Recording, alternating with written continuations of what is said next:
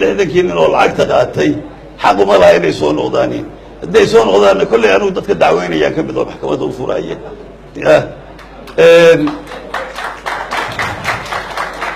نما دكتور إنه لا لش قات على كل على رشوة جوا البورصة الشمالية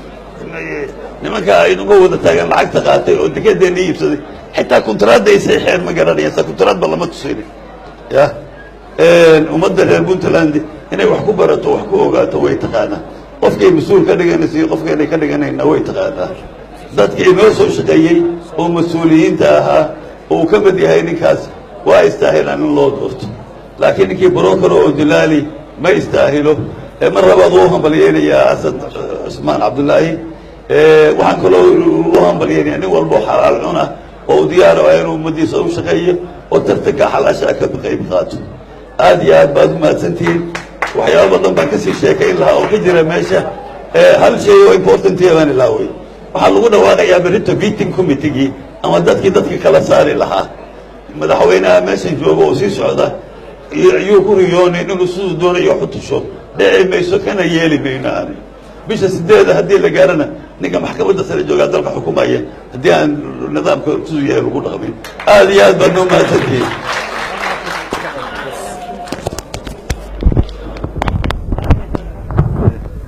وما صيح عبد الله جاس إن شاء الله هذا لا وحن كسر دوينا يا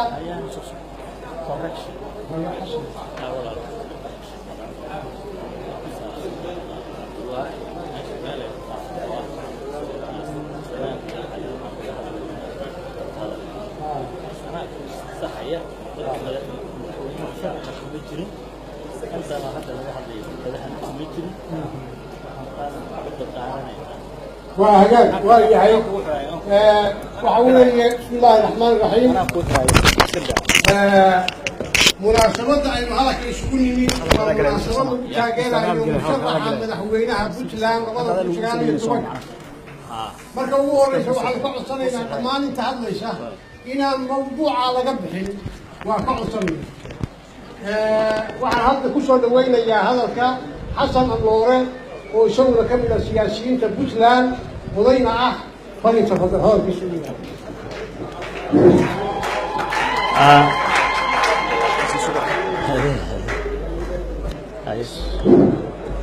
anigu markii hore hadalka wax kuma lahayn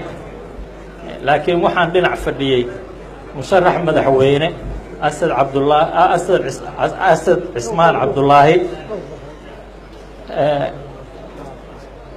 sidaas darteed wuxuu ii soo wakiishay waxyaabo meesha lagaga hadlay inaan saxo waxaa ka mid ah markuu sheegayay inuu dalka maqan xoreyn doono isagu si caadi ah uu sheegay ISIS shabaab iyo sool iyo cayn sanaag dalka la haystana in la xoreyn doono intaa waxaa sii dheer arrimo kaleeto oo soo baxay iyagana dekadaha iyo dhaqaalaha iyo waxyaabaha dhaqaalaha waa laga hadlay si guud laakiin qofna kama hadli karo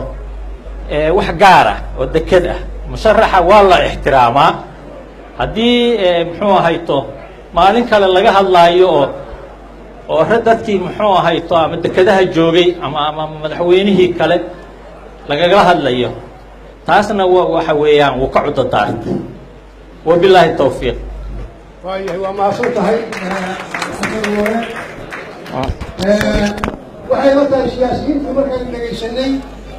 xisboodii taageeradoodii waxaan ku soo dhawaynayaa jaamac keniya si uu xoogaa waa la